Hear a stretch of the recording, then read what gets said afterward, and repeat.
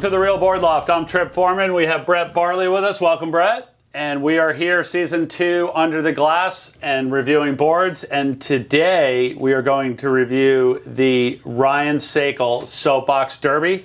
I want to start out giving you guys a little bit of history. It's a special board. Yeah, special board. It kind of ties like a pretty good loop from Brett all the way back around to Brett with this board. And you're like, whoa, where are these guys going?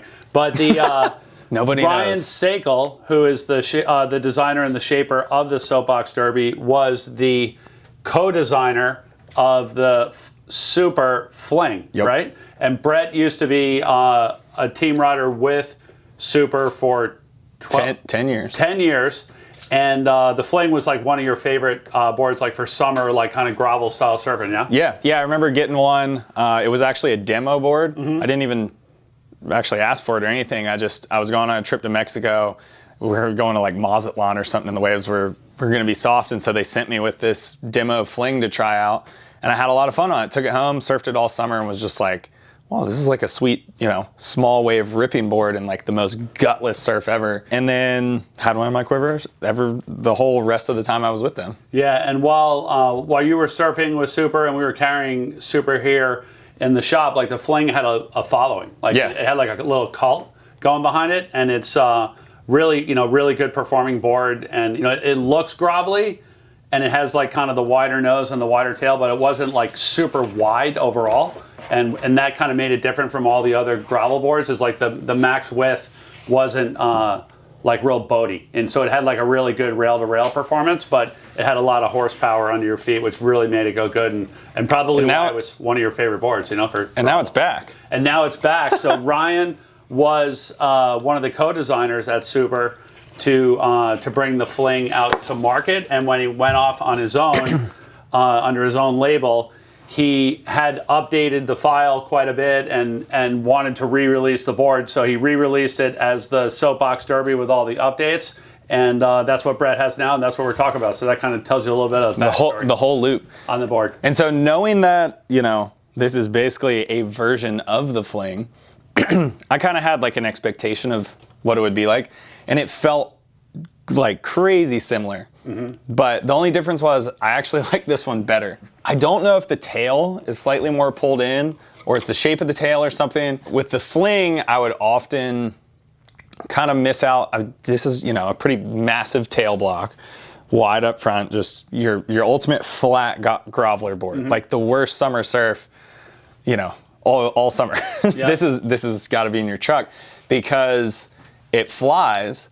But what I had an issue with the Fling was like really having to baby and draw out your turns because the tail was so wide, and I don't know what other things. But so it was like almost having to kind of relearn how to ride the board. And I think for me, it actually helped me just kind of learn better rail to rail surfing in general. Like riding the Fling in small waves, I think helped my rail surfing in bigger waves overall, just slowing your pace down.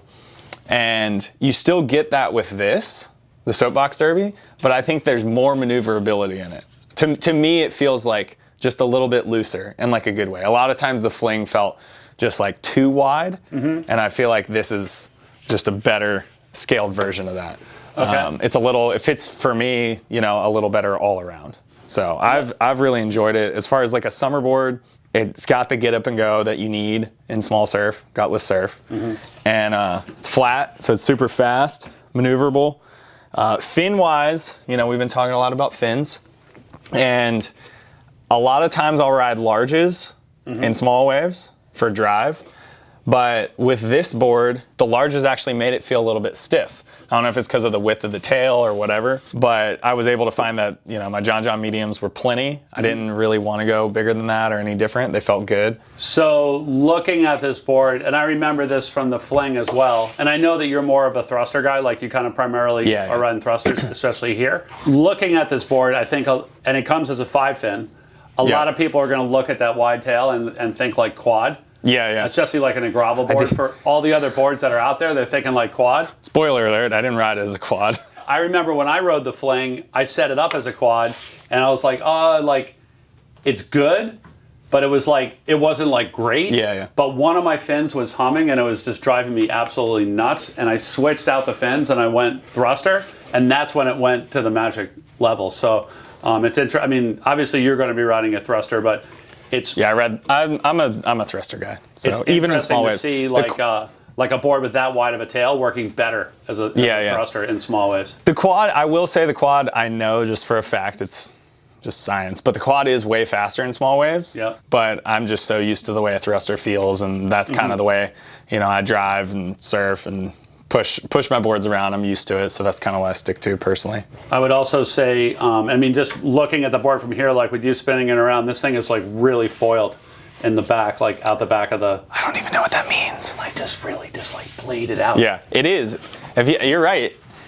And that actually might even be part of why I like it more. This does have it is a lot thinner back here. Yeah. I don't like, a lot of times I feel like on grovelers you get really beefy tails, which, serve their purpose of getting down the line and whatever, but then when it comes to maneuvering, you get kind of stuck or caught up.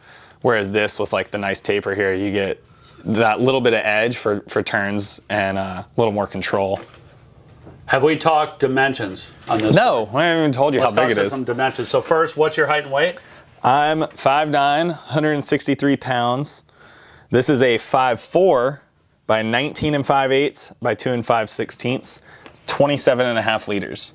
So it's not actually a whole lot bigger than my shortboards. All my shortboards range 26.2 to 27 liters. Mm-hmm. So this isn't, I'm not jumping up to a 28 liters or 29 liters or something with a whole lot more volume. So it still gives you that kind of light board maneuverability feel compared to a shortboard. But because of the way that everything's laid out and the volume's dispersed and whatever, you can ride in really small waves, really small waves. What's the smallest surf that you were riding this thing in and where it was working and you're having fun on it? I mean, quite literally shin to knee high. Okay. Summertime, going surfing with my son and my daughter, and I take this out. I'm getting my daughter waves, Mason surfing, and I'm more just out there to be with them. Yeah. And then to catch some waves, but yeah, pretty much anything once you get under knee high is the waves are really small. But at knee high, it goes really fast. Floating sections coming around, being able to actually finish a turn. Right. In a knee high wave, being able to do a turn and a cut back or whatever. That was your low range. Which is hard because there's range. There's nothing there, fit. But it floats. It just flows and floats really well. It doesn't, it doesn't get hung up or bogged or whatever. There's no, I don't know. It goes super good in small waves. And what about on the upper end? Where do you find this thing kind of topping out, size wise or punch wise, in waves? I mean, I feel like it'd be more of a punch power thing. Yeah. I have a friend that got one of these, and she's been riding it up to head high and stuff, and she loves it. For me, I think once it hits the chest high range, quite literally, you're talking this big, it's okay, that's my threshold of just personally wanting something different. Yeah. Doesn't mean it doesn't go well.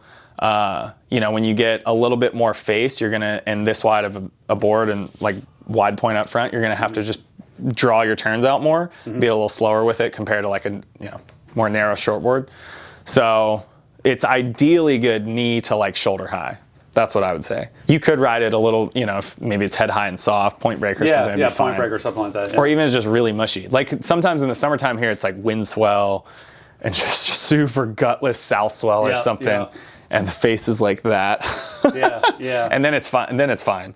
But it really shines when you're talking the small summer, week surf. Right. Awesome.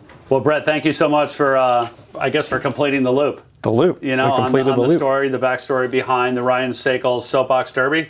If anyone out there has any questions on the Soap Box Derby or any of the other boards that Ryan makes, or would like to order one, either stock or custom, you can always reach us at the shop, 252-987-6000, or look us up online, realwatersports.com/surfing. Thanks for tuning in.